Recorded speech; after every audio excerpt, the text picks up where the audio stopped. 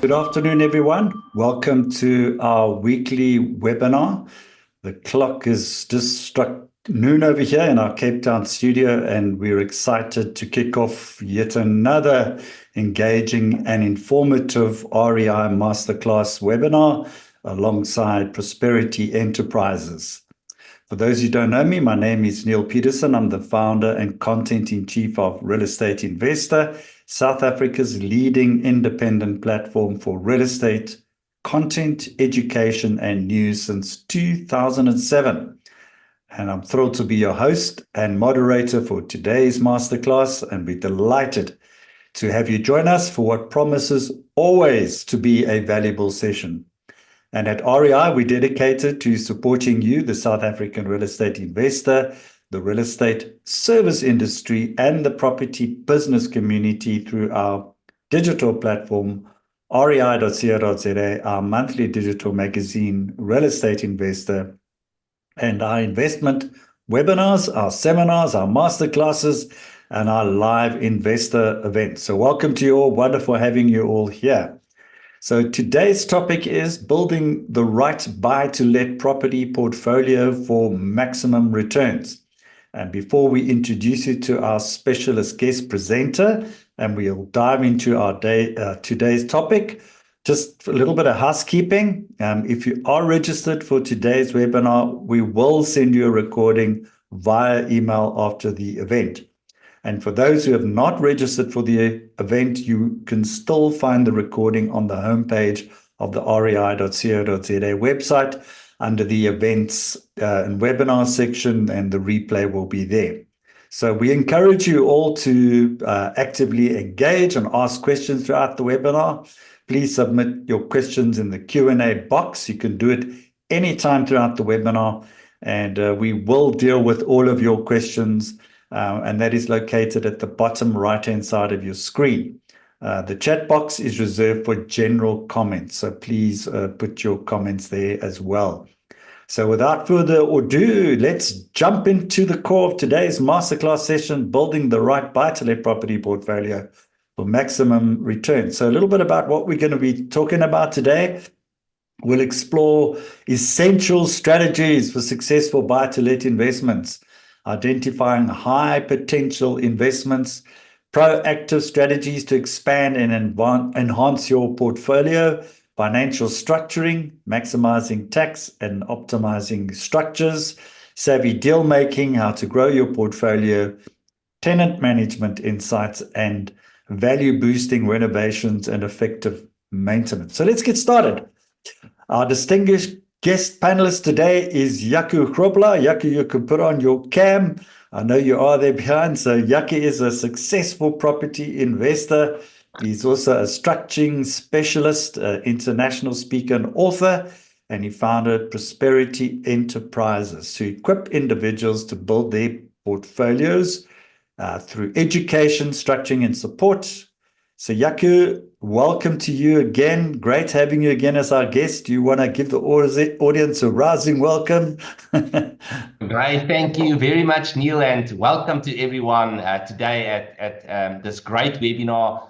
Thank you to Real Estate Investor for the initiative, for doing this and bringing us quality content every single week. It's a big privilege and honor for me to be on the webinar today, and I'm excited for the next hour to share some principles with you that I've learned in the last 15 years when it comes to building a buy-to-let property investment portfolio. Wonderful. Really look forward to the session, Jaco, and we hope that you are all too. And please, don't be shy to ask questions. There's no such thing as a stupid question. And I already see there is a question. Thank you for Anonymous. He said, Neil, when will the recording be available? It will be available from tomorrow. And for those of you that subscribe to our newsletter, it will also be attached to that newsletter. It should be on our website by tomorrow during the day, but you will be able to access it from tomorrow on our website. If you sign up for the event, we will send you an email to let you know. So thanks very much for that. Okay, so let's get into the discussion. Let's talk about educational resources, courses, and that kind of thing, Jaco? Because I think every investor, doesn't matter where you're going to go on a journey to buy to let and that kind of, and that is our main topic of today, is obviously you run courses yourself, and and I think it's so important, to, if you're going to go on a journey like this, is to get assistance from somebody like yourself. So maybe just talk about valuable educational resources you recommend for buy to let investors, and how they can get cracking on that. Thank you, Neil. So one of the things that we have to discuss today, which is the starting point for you to build a successful buy-to-let property portfolio, is you have to make the very important investment of investing in yourself. And you need to invest in yourself first, because if you are not prepared for this journey, you're going to make mistakes that are not necessary, and you are going to get hurt where it's not necessary for you to get hurt. So a very, very important principle that I need you to apply, that I need you to think about, is the principle of investing in yourself first. You need to educate yourself and make sure that you are prepared for this journey as an investor. Now, for those of you that are in Gauteng, we've got our upcoming Property Investors Evening next week, Thursday. That's the 24th of October. It's going to be a great event where we are going to talk. There's going to be 8 speaking slots, great talks, all of them helping you to build your buy-to-let property investment portfolio. And tickets are available for only 395 Rand. So make sure that you book on our website. I'm going to send you in the chat box all the details as well, that you book for this ticket. And then for those of you that want a little bit more, we've got our upcoming property investment seminar, the 2nd of November. That's a full-day course that dives in deeply on how you can build your property portfolio. So that's a great way to invest in yourself. And then there's also the opportunity to sit with us one-on-one, where we can talk to you about where you are with your strategy, where you need to go. I'm going to send you that details in the chat box as well. And then we've got my book available. It's available in exclusive books and also on our website.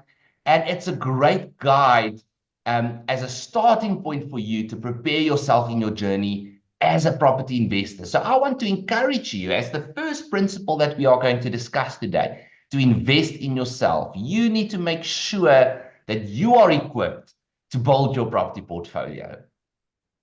Wonderful. I think it's a good way to start. So where does it all start? I think a lot of people jump into the game and they see their first property and they don't realize, we first need to see where we're going with this. Are we going a short-term game? Are we going a long-term game? And how do we set ourselves up? Because we find a lot of people jump into it, buy a property in their own name, and they realize they want to build a portfolio. So can you maybe talk a little bit about property structures and the correct property structure and how to start off in that way, and maybe just elaborate on those different structures? Sure. Thanks, Neil. So I'd love to share with you that this year I've been investing in property for 15 years. This is my 15th year of investing in property. And as you can see on this slide, I've made a lot of mistakes along the way. And today is really about talking to you about how to avoid those same mistakes and to put you on the right path so that you can build a successful journey and so that you can reap those rewards, those returns that you want to reap from your investment portfolio. Now, the last decade in property has been a tough decade. It's probably been the toughest decade, well, definitely since I've been born, but even since Neil has been born. So it's I agree with that. it's been a tough decade. And that being said, everything didn't pan out as planned. There has been a lot of things that didn't go well. I sat this morning with somebody and I told them, when I started investing, the general rule of property across the world is that property prices double about every 8 years.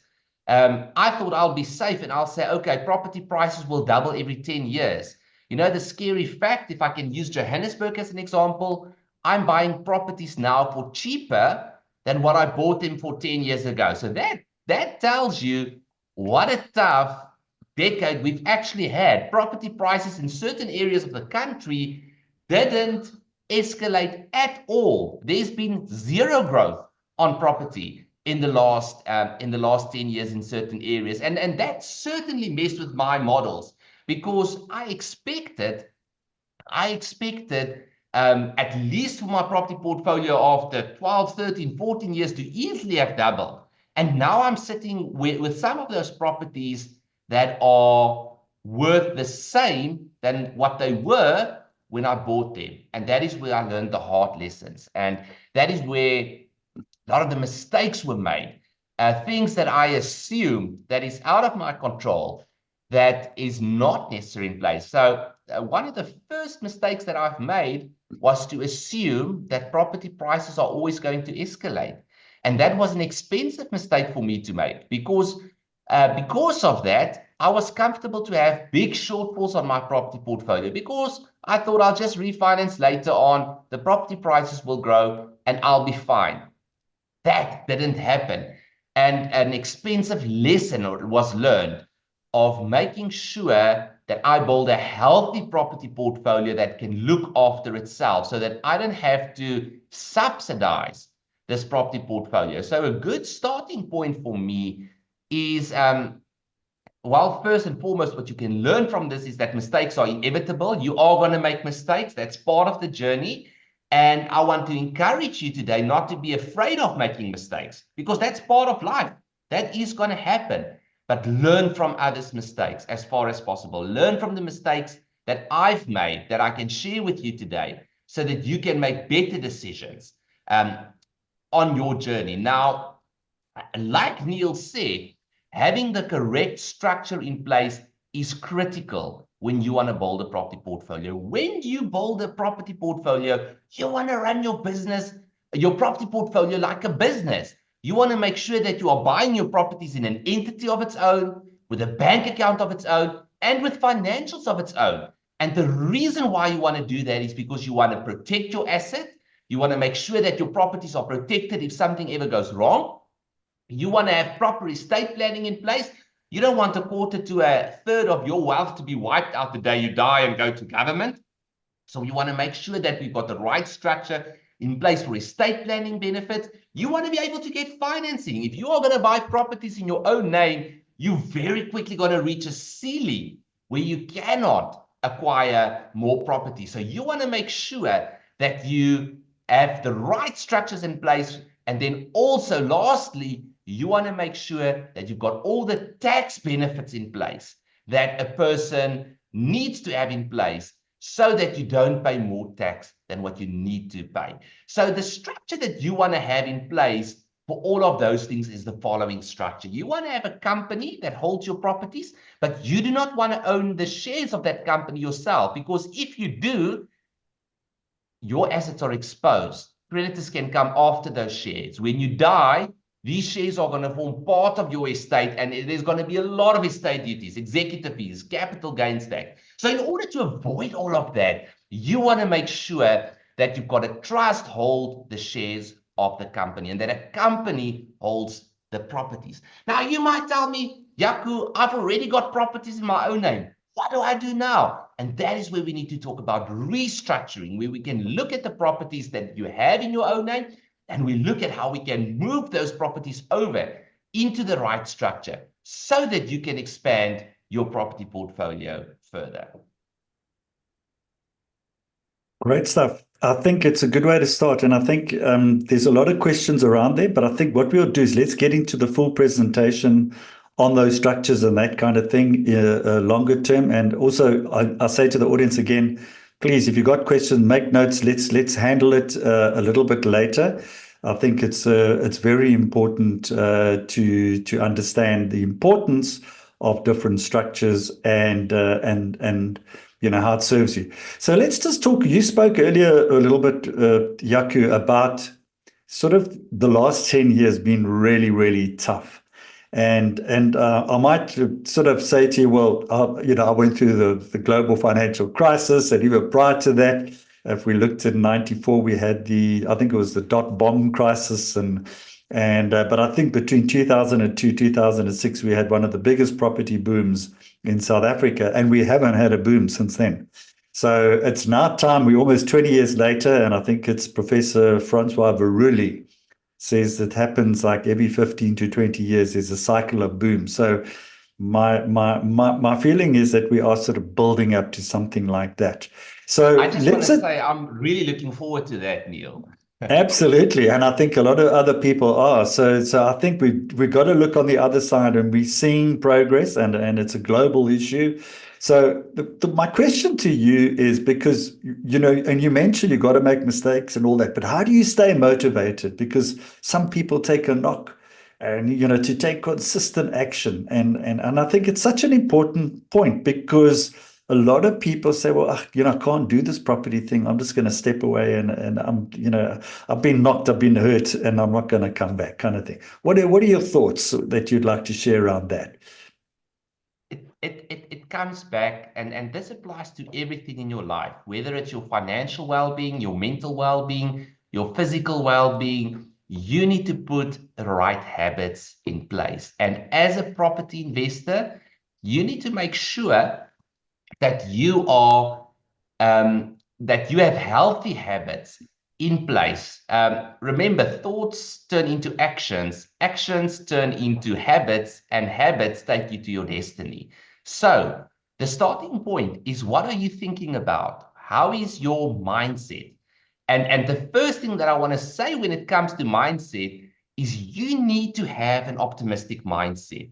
You're not going to achieve anything with a pessimistic mindset. The only thing that a pessimistic mindset is going to do for you is make you passive. And being passive is probably the worst thing that you can do. So you need to start thinking the right thoughts. You need to start thinking, what opportunities are there right here in South Africa right now? And trust me, there are many opportunities. There are so many opportunities in front of me. I actually don't know which ones to pursue and which ones to leave. So we are sitting in a great time, a great season. Now is probably the best time to buy property. So it's a great time to start your journey and to further your journey as a property investor. I'm buying property today faster and more aggressively than what I've ever bought property. And the reason for that is because others are not. And that's exactly the reason. Neil spoke about that boom. We know that history repeats itself, or that those cycles repeat itself. So at some point, we will see a cycle again where there are huge escalations or growth in property prices. And then I want to sit with a proper property portfolio. But how do you do that? You do that by taking consistent action. You need to work towards that goal every single day. And you need to ask yourself the question, where is it that I want to be? And I want to encourage you today, don't think too small. You might be thinking, you know what, 10 properties are a lot of properties. I want to own 10 properties, when I retire. I see people that buy more than that in a month, and the only difference is their mindset. They are thinking differently. So put a bold, ambitious goal for yourself of what you want to achieve, and then break it down into action steps to look at where you want to go next. What is the next step that you need to take? And that's exactly what I've done. I've set a bold goal for myself of where I want to be when I'm 65. And I've broken that down to say, what do I need to achieve today? And what do I need to do this month and this year in order to get there? And you know what? If you take consistent action, the steps that you need to take is actually not so intimidating or so big. It's just about consistently moving towards your goal. Let me give you an example. If you buy one property, just one property, and you manage to double that in 3 years, that means you go from one property to 2 properties in 3 years. That's quite easy, right? And you manage to double that again in another 3 years to 4 properties. And you continue to do that for 10 cycles. You will sit with over 1,000 properties. You can do the math. So if you just consistently work towards your goal, consistently work towards adding properties, healthy properties with healthy cash flow to your property portfolio, you can build a massive property empire over your life. And it's all about taking consistent action and taking that next step every single day, that next step to get you towards your goal of building your property empire. No, great. And I think it's such an important point, Jaco, because, that mindset and taking consistent action. Otherwise, you lose your momentum. And it's easy to fall into a negative state and say, oh, that doesn't work, and, that kind of stuff. So, and I think it is really a critical point. But let's go into a little bit about strategy. Let's talk about buying properties. And I know you bought a number of properties at a big discount. Maybe just share some of the strategies you use to find those properties at a discount, and what pitfalls investors should avoid.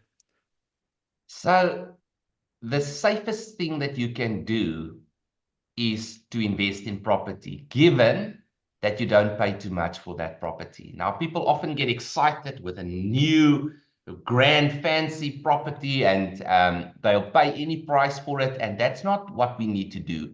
Or that's not my advice, at least. My advice would be to look for those properties that maybe don't look so shiny, that don't look so clean, that doesn't look so perfect, that maybe needs a little bit of work, a little bit of renovation, but properties that you can acquire far below market value.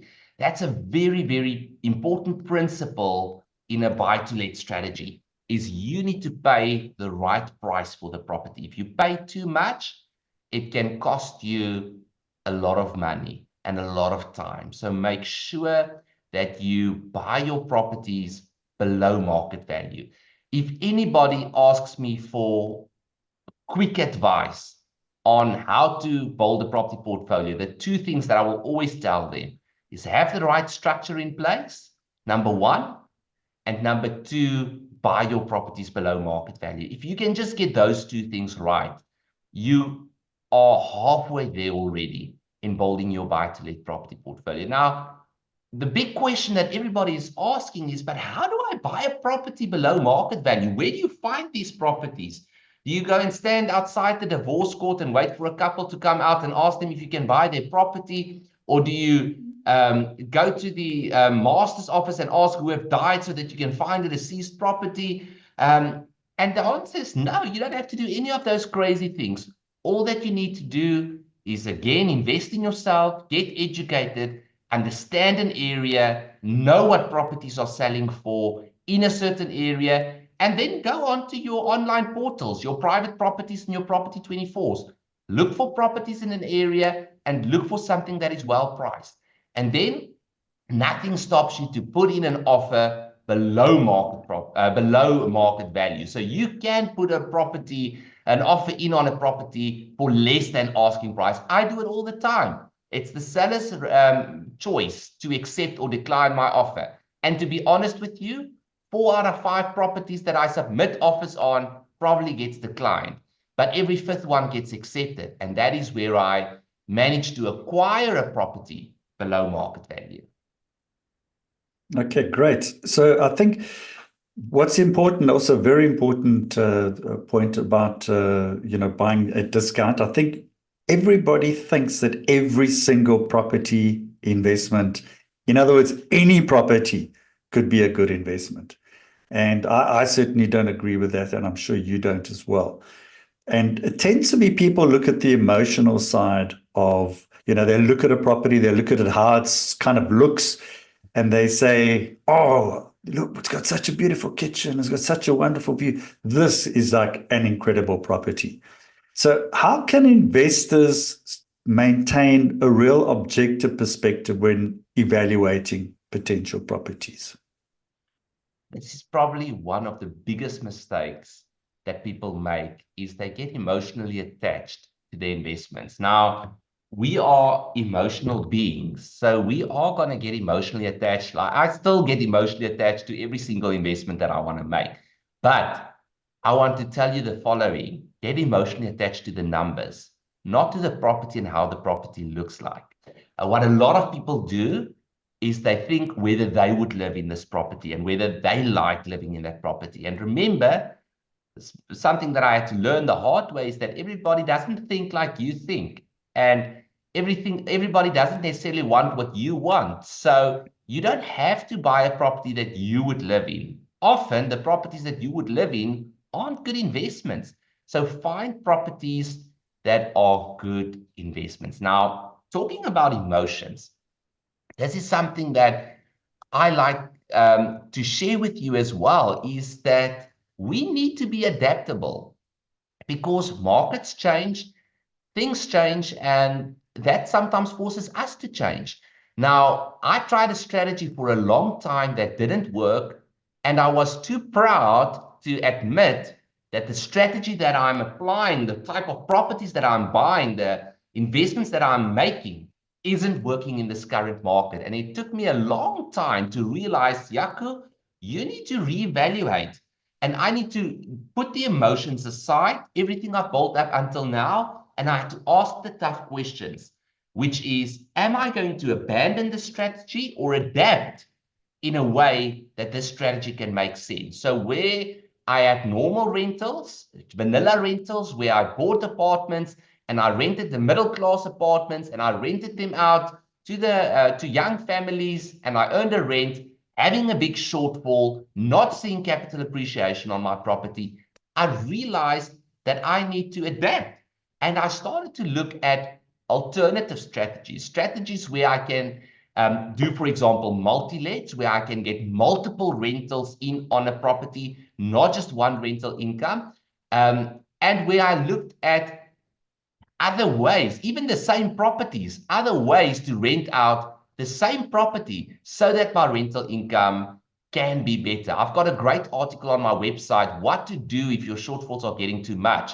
And there I speak about the first thing that you need to do is you need to see if you can increase the rental income. Now, if you have more than one tenant living in a property, that's a great way to increase the rental income. So if you can turn your property into a multi-let, that's a great way to turn it into a rental income, to increase your rental income. Or you could turn it into a short-term rental. What a lot of people have done, they've gone the route of turning it into a property that they can put on Airbnb. They furnish it, they rent it out. If your property is located in the right area, you can do that. And suddenly the rent that you can earn on the property is significantly more than what you could earn otherwise.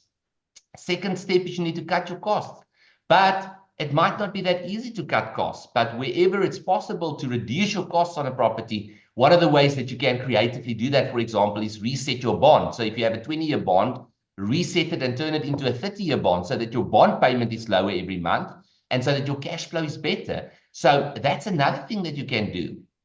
But in order to do these things, and I want to get back to what Neil was referring to, is we need to put the emotions aside.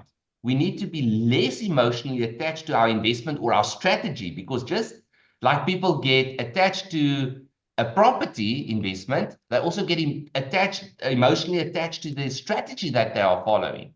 And I had to realize the hard way, buddy, your strategy is not working. Change it and be adaptable to change it. But in order to do that, you need to uh, detach yourself emotionally from your strategy.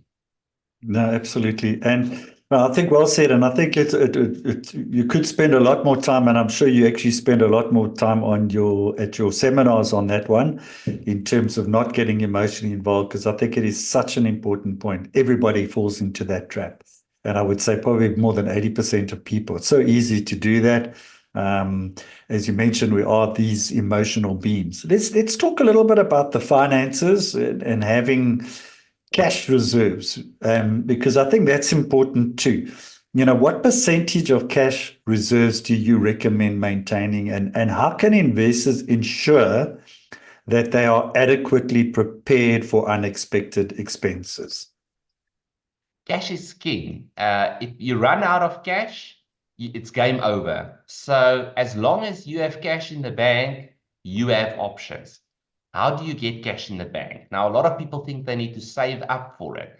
And that's not necessarily the case. One of the greatest discoveries that I've seen about property investment is the thing called refinancing. I never knew before I aggressively started investing in property, that there's a thing called refinancing. I can actually go to a property, refinance it to market value. That means if the property is worth 700,000 or worth R1,000,000, I bought it for 700,000 Rand, I can actually go to the bank and say, bank, I want to borrow this additional 300,000 Rand equity that's in this property. They will look at the property as collateral. If it is worth R1,000,000, they would look at my affordability, and then they would give me that 300,000 Rand. Now, the first thing that I do when I receive that 300,000 Rand is I go put it back into the bond. You might ask me, but you just took it out of the bond. Why do you want to put it back in the bond? I put it back in the bond so that I don't pay interest on that money whilst I'm not using it. But I've just done something that is extremely important. I've turned equity into cash. And by turning equity into cash, I create safety. I create a safety margin. I create some fat for myself so that if things like Neil said goes wrong, I have money to access. Now, what are the things that can go wrong? Interest rates can go up, and that can increase your shortfall, and you might not have cash flow personally to subsidize that shortfall. Then you have reserves to help you subsidize that shortfall. Another thing that might go wrong is that you might be sitting with a tenant that's not paying. Or that's squatting in your property and you need to evict that tenant. Now, if something like that happens, those are things that happens. Doesn't have to happen often, especially if you manage your property well, but sometimes these things can happen. And if it does, you need some cash to get rid of that tenant and also to carry you for that time period where you're not earning rental income. Then there could be maintenance issues. It could be that there's unexpected maintenance that needs to be done on the property, and to have cash reserves for that is critically important. So very, very important advice that I can give you is to have sufficient cash reserves available. Now, I like Warren Buffett. He was a bit naughty with this quote, but he says, it's only when the tide goes out that you know who has been swimming naked. So it's only when the unexpected happens where you can get caught with your pants down. So you want to make sure that you have reserves in place for the unexpected. And you want to make sure, my advice is that you have at least 10 to 15% of the market value of your properties in cash. That means for every R1,000,000 property that you own, you should have a cash reserve of 100 to 150,000. You don't have to necessarily save up for it, like I said. You can easily refinance that money and make it available. Obviously, you want to use some of your refinancing to expand your property portfolio, but don't use all of it to expand your property portfolio. Keep some of it back in your access bond so that you've got a reserve. If you can apply this principle, you can hedge yourself against so much risk, and you can ensure that you finish this race strong on the other side, because this race is a marathon. It's not a 100-meter sprint. Okay, great. Also, another great point, and I think there's really some fantastic points which are coming out here, and I can see the questions are also starting to flow in. We will deal with your questions at the end, so please fire away, hang around. There's some really, really great, insightful stuff here. Okay, other question is using your own sort of attorneys, and a lot of people say, well, look, I know this one and I can get it at a discount. And if they don't know, they know kind of what's going on, etc., blah, blah, blah, and a family member. So what are the advantages of using your own attorneys for property transactions? And how can investors select the right legal team? Because I also think sometimes when you're in a position to buy, then you can select, but or sometimes it's on the reverse transaction that you cannot actually use your own attorney. So you're not always in that position, but when you're actually going to invest, certainly you're going to use your own attorney. Am I right in saying that? That's right. That's right. I get a lot of slack for this one, especially from sellers and from rental agents. On one of my TikTok videos, I spoke about this, and somebody commented and they say, there's no way that I will ever allow you to use your own conveyancer. If you are the buyer, how are my rights protected? Now, the first thing that I want to say is that conveyancers are under strict supervision to act independently and not to favor either the buyer or the seller. So their name is at stake, their reputation is at stake. Now, the norm is in South Africa for the seller to choose the conveyancer. I just said, if I'm paying for the conveyancer, why should the seller choose the conveyancer? And I started to insist when I buy property from rental agents to use my own conveyancers, because with my own conveyancers, there's two things that I can get. I can get better pricing, because obviously if I use the same conveyancers often, they can give me significantly better pricing. And number two, I can get better service. I mean, my conveyancers already sit with all my FICA documents. So we don't have to start this relationship from scratch every time I buy a property. They've got everything. We can actually get the transaction done quicker because I'm using my own conveyancers. So don't let anybody tell you you are not allowed as the buyer to use your own conveyancers. It's not the norm, but you certainly are allowed to use your own conveyancers. And secondly, you need to decide how seriously you take that. I insist to use my own conveyancers. And like I say, the sellers and the agents don't like it, but that is unfortunately their problem. I insist in using my conveyancing attorneys, and 90% of the time I get it right. If it's really a good deal and there's no way that they want to use my conveyancers, I would consider using theirs. But it's not something that I would generally do. Okay, great. Okay, let's talk about the credit score and the importance of that, because what steps can investors take to improve credit scores? And we find that, it could be something so small that people get rejected and they think, I'll never ever get a bond. And until they really sort of go deep down and actually find, what are the real reasons? Why am I getting rejected? So maybe just elaborate a little bit. What are the steps that investors can take to improve credit scores, and why is this very important for property investment? So what makes property such a lucrative investment, and the reason why I'm investing in property and not in stocks or cryptocurrencies or other investments, is the fact that I can buy property without using my own money. I can actually acquire property by using the bank's money. So that is exactly what I'm going to do. The advice that I always give my clients in the consultations is that you want to use as little of your own money as possible, because the less money you use to acquire property, the more properties you can acquire. So you are going to have to learn to get financing. Now, the first thing that I want to say with getting financing is get a good bond originator. Get somebody that specializes in this. You get financing maybe once every couple of years. They get multiple bonds on a daily basis. So if there's somebody that knows how to get financing for you, it's a bond originator. And work with a bond originator that understands structures and knows how to get financing within these structures that we've discussed. You are welcome to email me. I'll gladly introduce you to my bond originator.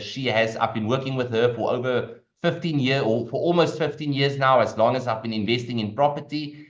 And she's absolutely brilliant at getting 100% financing for me still today, 15 years later. So get a good bond originator in place. Your bond originator will also help you to look at your credit score. So this is where the credit score comes in. They are going to pull a credit report for you, and they are going to tell you what your credit score is. So the first thing that you need to do is go and find out what your credit score is. So ask your bond originator to pull a credit report on you so that you can see, do I have a good credit score? Are there any accounts in arrears? Are there any things that I've paid late? And if there is, address those things. Deal with those judgments. Deal with those late payments. But make sure that you put yourself in a position to get a better credit score. Why is that so important? And the reason why it is so important is because if you have a good credit score, you can get better financing. And the better financing you can get, the bigger property portfolio you can build. So having a good credit score is critically important. And the things that are important when it comes to building a good credit score is to never pay your bills late. Always make sure that you pay your bills on time. Don't let debit orders bounce. If there are accounts, settle them as quickly as possible. Don't overutilize your credit. So if you've got a credit card of 20,000 Rand, don't max it out. Only use 10,000 of the 20,000, because by doing that, it keeps your credit utilization rate low. And if your credit utilization rate is low, it improves your credit score actually. And don't close unused accounts, because if you have open accounts that you're not using, it actually shows that low credit utilization. So that's not a bad thing. But also in the same breath, don't apply for too much credit. Don't be applying for credit all the time, because that can bring your score down. So that is very, very important when it comes to building your credit score. Okay, wonderful. Okay, so let's talk about applying for financing. And, maybe you mentioned already, use a bond originator. Really good tip. Maybe explain why, because, just elaborate a little bit on that in terms of their process and what the benefits of that is. So what are those, give some ideas on applying for multiple banks and how it can be streamlined. And then I know you also recommend doing 100% financing as well. And maybe just share a little bit some of the risks and the benefits of that. Great. So you must never make the mistake, and this is a rookie mistake. This is a mistake that I've made when I started investing in property, and that is to assume that your own bank, where you've been banking for 20 years, will give you the best loan or will give you a loan at all. I banked with my bank for 20 years, and when I bought my first property, they did not even consider giving me a loan. I had to get it from another financial institution. And that is when I realized that I mustn't make the mistake to assume that my own bank is the best bank to get financing. That's why I use a bond originator, because I apply at multiple banks for financing. That's very, very important. When you apply for financing, don't just go to your own bank. It's like getting quotes. Get as many quotes as you can. Go to all the banks, see which bank is going to give you the best loan, and you can then pick and choose. So for me, loyalty to a specific bank is not something that's important to me. I look at all of the banks and I look at which bank can give me the best deal. I would go back to my own bank and tell them, listen, so-and-so is giving me a better deal. Do you guys want to match that, or give me a better interest rate, or give me a higher percentage loan? But I apply at multiple banks. That's a very, very important thing to keep in mind. And then as Neil said, I always apply for 100% financing. Now, this can be risky, because obviously if you apply for 100% financing, you can have a bond that's too high and you might not break even and you might have a shortfall, etc., etc. But I always tell my clients, if you have cash, don't put it down as a deposit. Rather put it in your access bond afterwards, because then you've got your bread buttered on both sides. You've got access to that capital when you need it. So you've got a good cash reserve, but you also pay the lower bond amount because the money is lying in your access bond. So I always apply for a 30-year bond, and I always apply for 100% financing. And you might ask me, Jaco, why are you applying for a 30-year bond? And I always joke and I say, because there's no 40-year bond available. Because as a property investor, everything goes for me about cash flow. The quicker I can be in a position where I generate positive cash flow, the safer position I am in. You can still pay off the bank quicker. You can still put down a deposit, but you do all of that after the bond, the 30-year 100% loan has been registered, because then you've got access to that money and you pay the lower interest on that. Then also, while we are talking about financing, you can actually register your bond for a higher amount than what you are buying the property for. That doesn't mean the bank is going to give you that extra money. That only means that when you want to refinance, you don't need to take out a second bond. Now, this is not something that you need to get approval for. All that you do is, when you get the quotations from the bank for financing, ask them if they can please register the bond at a higher value. I usually go about 30% higher, so that there's nice room for me to refinance when I want to start refinancing the property. So when it comes to financing, remember that you can register the bond higher. And then last thing that I want to say, always refinance to market value as soon as you can, because if you Refinance to market value, again, you are making capital or cash available. You can keep that cash in your access bond so that you don't pay interest on that money whilst you're not using it, but it gives you a good cash reserve and it gives you capital to expand your property portfolio further. Excellent. Great. Thanks for that, Jaco. And if anybody's got questions around that, and there've been some really good questions that have come in. So as I say, don't be shy. We will deal with those questions at the end. We just want to get through some of the other processes and the other very important elements of investing in buy-to-let, and maximizing returns for your portfolio. So let's just talk a little bit about tenant management, because this is such a critically important part of property investment.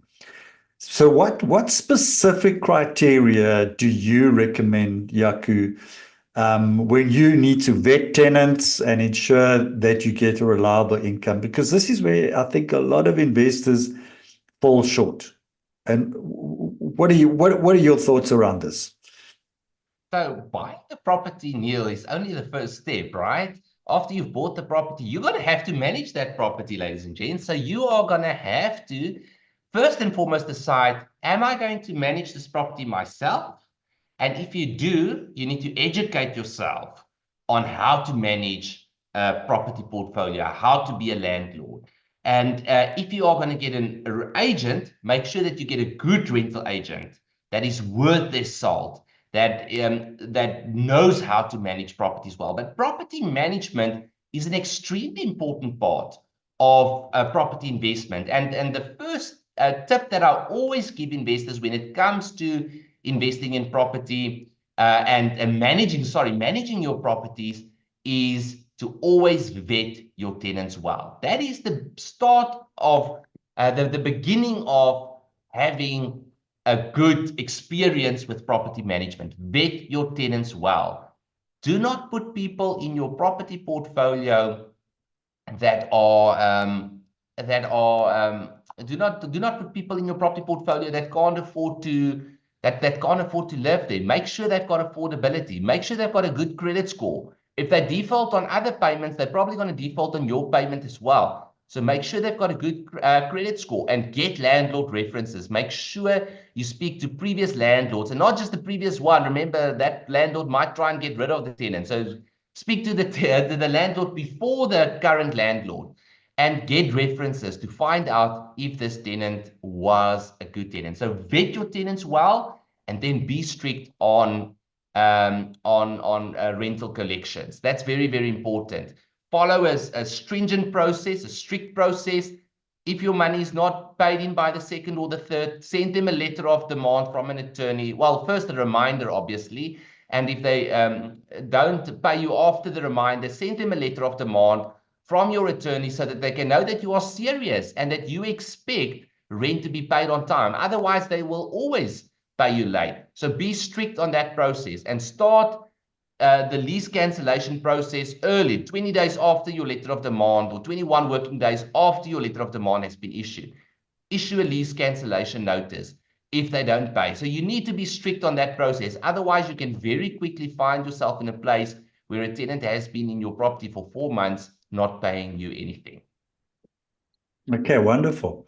Okay, and I think that's once again such important points. I see the questions are rolling in, which is great. Keep them absolutely rolling in. Okay, so let's talk a little bit about property maintenance, because, and it's also related, I think, also got to do with property management as well. Because some people think, well, I've got this property, I can't afford to fix this and this and that, in the property, let's just leave it. And of course, you're going to have a very unhappy tenant. And then they're going to say, well, I'm not going to pay you unless you fix the geyser or unless you repair the roof, or something to that effect. So maybe how do you prioritize property maintenance to ensure that you get that long-term value? And what common maintenance issues should investors be aware of, and what do you advise them and how they would handle that? So you need to keep your properties in a good condition. And that's referring back to the point where we said that you need to have healthy cash reserves in place. If you have healthy cash reserves in place, that can obviously enable you to keep your properties in good condition. But you need to keep your properties in good condition so that you have happy tenants. So if something is broken, fix it. Then there's a lot of affordable things you can do to really make a property look stunning. Paint is one of those things. If you paint the inside of a property, it will make that property look brand new very quickly. Another thing is replacing the cupboard and the door handles, the electrical sockets and switches, replacing old light fittings with modern light fittings. Those are affordable things that you can do that can very quickly make a property look very, very good. And this brings me to the last point that I want to discuss, Neil, and that is to make sure that you've got a strong investment team in place. So you're going to need a handyman, especially if you are like me. I don't know the difference between a hammer and a screwdriver. So for me to do maintenance is a dangerous thing. So make sure that you've got the right people in your team that can assist you with the things that you cannot do yourself. So I've got a very reliable, dependable handyman that does all the repairs and maintenance for me. You also need somebody that can mentor you, that can coach you, that can be those could be authors of books.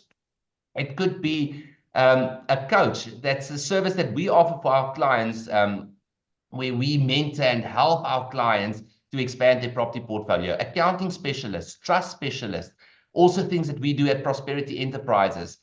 Financing specialists like with your bond originators, banking specialists, personal bankers, real estate agents, letting agents, electricians, plumbers. All of those are people that you want to have in your team to ensure that you run your property portfolio in a successful manner.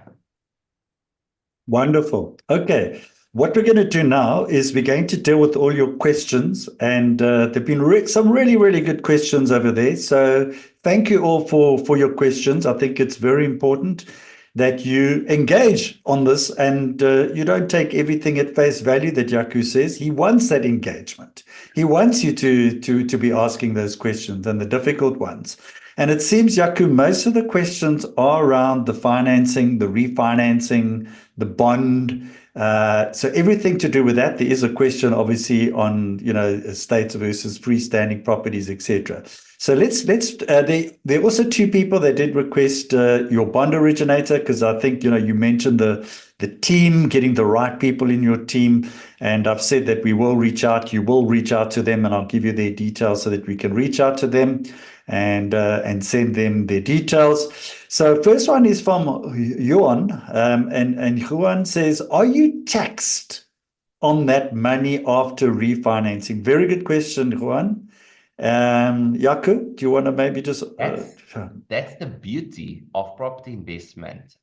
You do not get taxed when you refinance.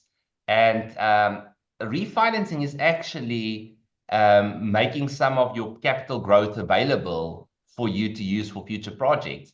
But the benefit of refinancing versus selling is there's no tax implications, and that's beautiful. You just obviously need to keep in mind that one day when you do sell that property, the capital gains tax is going to be calculated not on your outstanding bond amount. It's going to be calculated on your selling price and the difference between your selling price and your base price, which is the purchase price of the property. So there could be tax implications when you sell the property, but there's no tax implication when you refinance. Absolutely. I mean, it is a debt after all, so you don't want to be taxed on your debts. And well, we won't call it a debt. We call it an expense as such, or that's used to finance the property.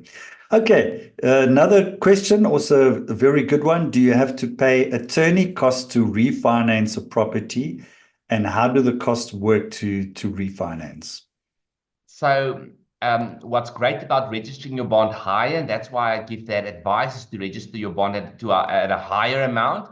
When you do that, you pay slightly more on your bond registration costs. It might be 1,000 or 2,000 or 3,000 Rand more, but you've got the higher bond, which means that when you are refinancing to that higher value, you are not paying bond registration attorneys again. If you didn't do that and you want to take out a second bond on the property, then there is a cost to refinance that. And on a 200,000 to 300,000 Rand refinancing, you could look at something between 10 and 15,000 Rand refinancing costs on that, just to give you a little bit of an idea. Okay, excellent.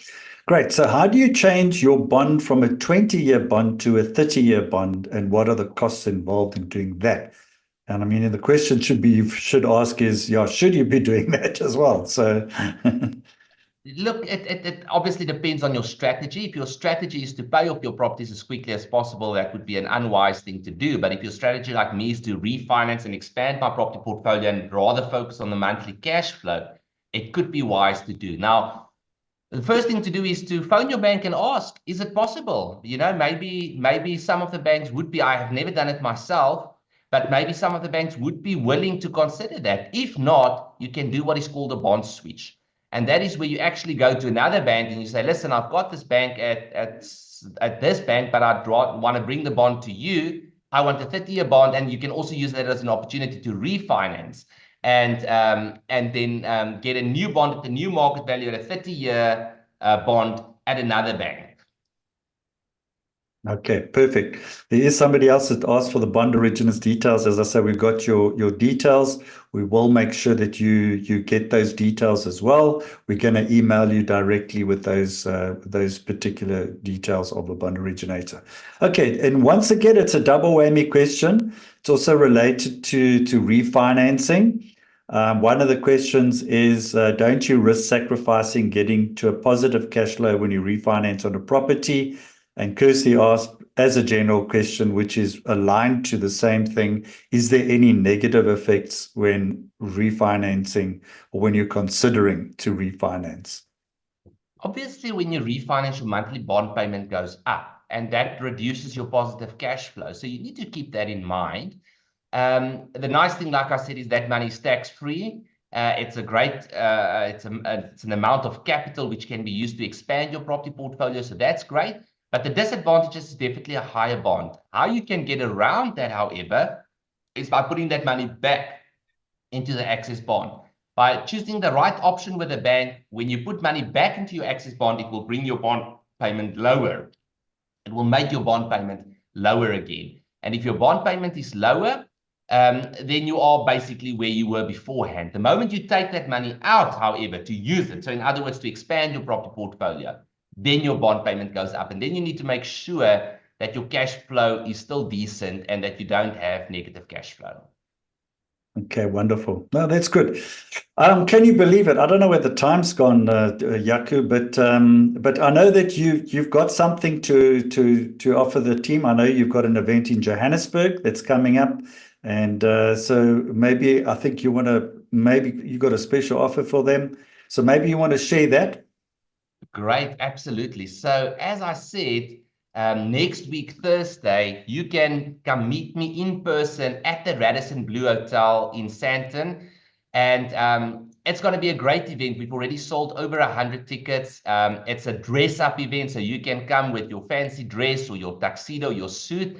And we are really going to talk about the journey of a property investor and how to take that journey further. So come meet me there. It's only 395 Rand per ticket. Tickets are available on my website. In the chat room or in the chat box, I did share with you the details of my website address. You can go in there.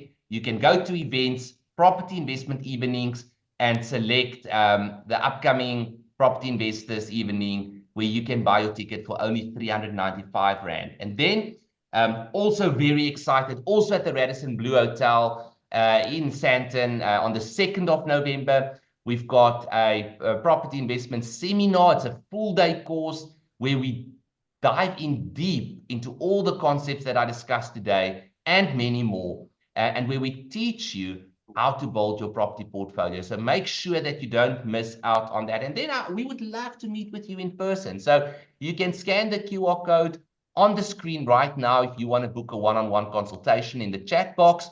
We also did share the information, but book a one-on-one consultation with us. Let's take an hour and look at where you are at, what structures you need to put in place, what strategy you need to put in place, and let us help you in your journey as a property investor. This is what we do. This is our speciality, and we would love to assist you in building your property portfolio. And then lastly, but not least, My book is available. You can order it right now online. It can be delivered to your door.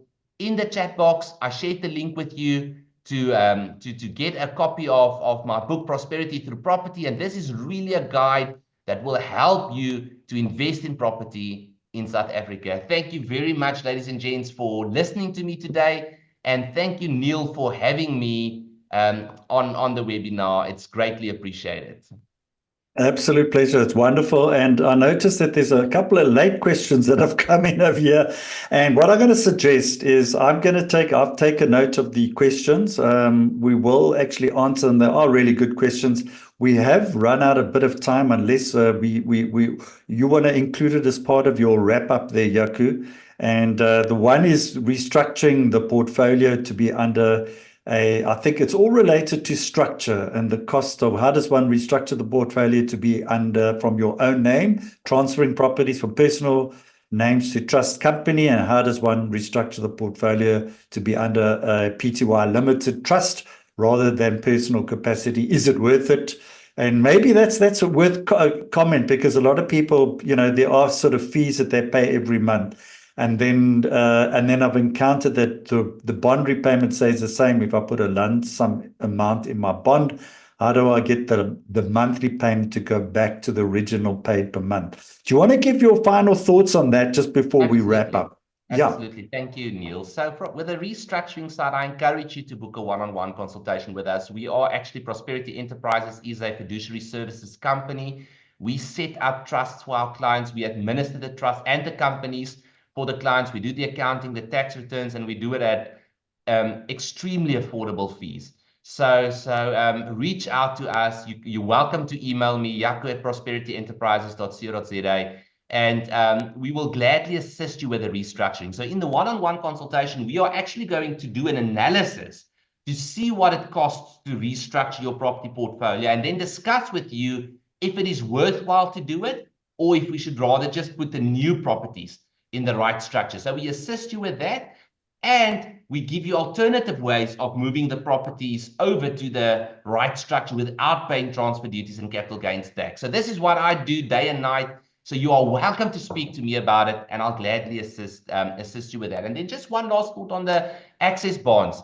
Usually the banks give you two options. Either they keep your monthly bond payment the same, but your bond pays off quicker because a bigger portion of your bond payment is allocated to capital rather than interest, or alternatively, they reduce the monthly bond payment. You actually have to ask the bank at the home loans department to give you the option where they reduce the monthly payment.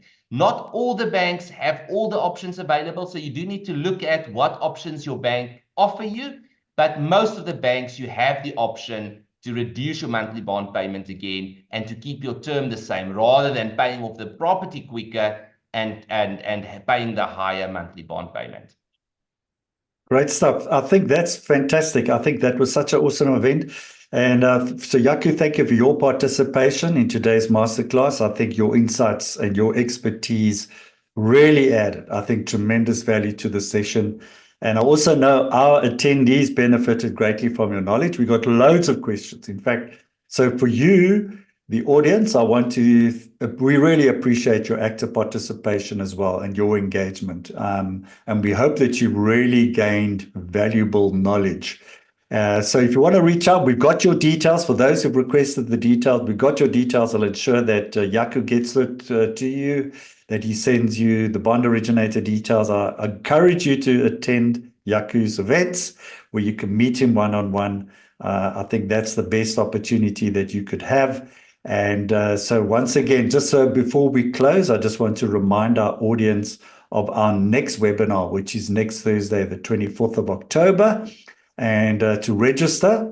And this one is actually going to be on, can you believe it, we're talking about the whole sort of property scams and what's happening and how people are getting scammed in property. So we encourage you to come along to decide what is a good, what's a bad, and just to spot those red flags in terms of, if you look in the chat box over there, there is a link which is there. It's called Spotting the Red Flags, Navigating Property and Investment Scams. And yes, we do get them. And one of the advantages of buy to let, you can never get scammed because you're only scamming yourself because you're buying the property in your own structure, which is protected from you. So there's no way, there's very little way that you can get scammed. And I think that's where so many people put their money into the hands of other people. And that's where things can go wrong. And I'm sure you agree with me on that one, Jaco. So yes, so to register, you can either click on this link. Yeah, and or you can just go to the rei.co.za website. So once again, to everybody, thank you very much. Please reach out to Jaco. I'm sure he will, and in fact, we will be reaching out to you with all the details that those of you that did request details, we'll be sending that through to you. So anything to say in ending is to say take care, goodbye until next Thursday at 12 o'clock. This is Neil Peterson of Real Estate Investor, along with Jaco Grobbelaar of Prosperity Enterprises, signing out. Wonderful seeing you. We'll see you all again next week. Thank you, everybody. All the best.